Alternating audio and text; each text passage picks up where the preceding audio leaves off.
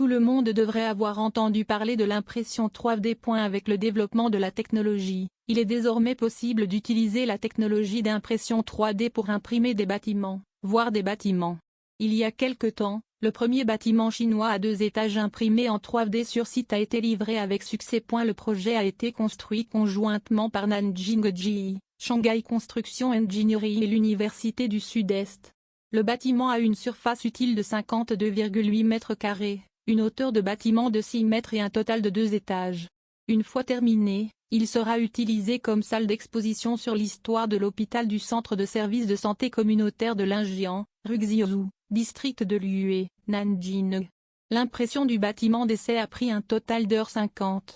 Non seulement il a une efficacité de construction élevée, mais il prend également la tête en devenant le premier bâtiment à 2 étages imprimé en 3D en direct en Chine pouvant être livré pour utilisation.